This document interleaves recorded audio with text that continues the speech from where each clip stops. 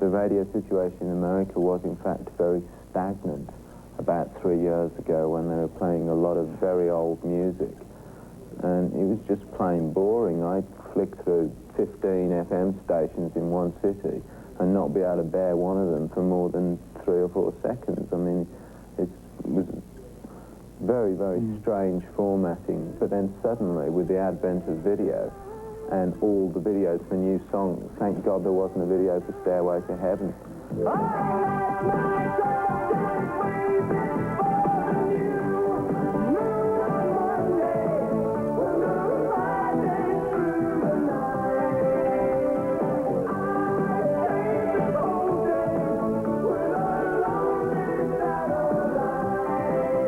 Well, generally we set aside a certain period of time for the writing, say, a month or a couple of months somewhere, and we lock ourselves up in a room. Best if it's a padded cell. You know, cushions are the best thing to have on the walls. And say I come up with a lyrical idea, I'll write it down and I'll maybe sing it along with a bit of music that's big with it at the time, and maybe that develops into something. And generally, what we do is we try and find an idea which leads to the creation of a sort of spinal column for the song, and then build around that. You sort of spiral ideas, musical and lyrical, around that basic kind of structure, until you've got something which really holds together very well.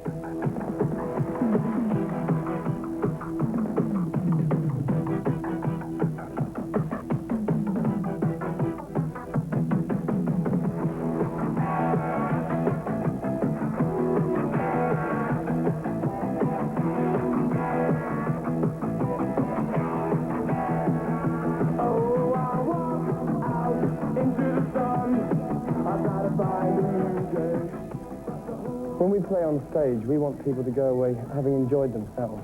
We want them to have felt a bit of energy. You know, maybe they've been at school during the day, or maybe they've been at work and they've been sitting down under, you know, grey, oppressive kind of situation. And we want to put a bit of colour in their lives, a bit of colour, a bit of action, and a bit of movement into their lives.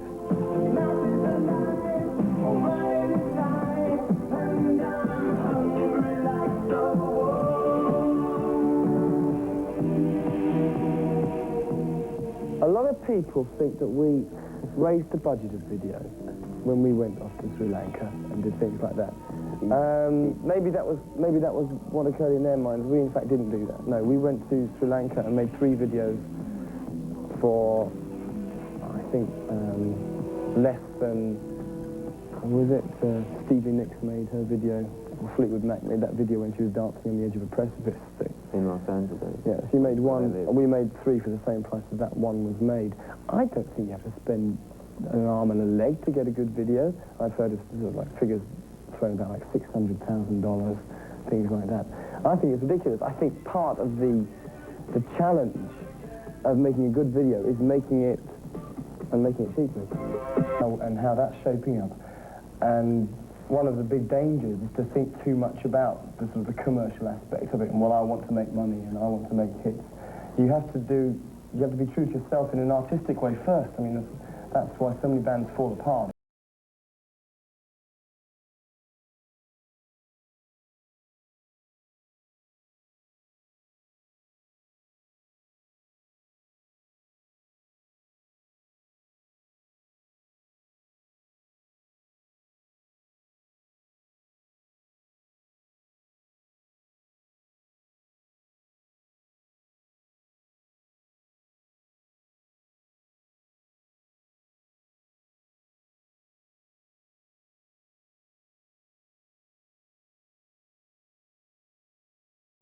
We know what we wanted to do. Like I said, we knew what we wanted to look like.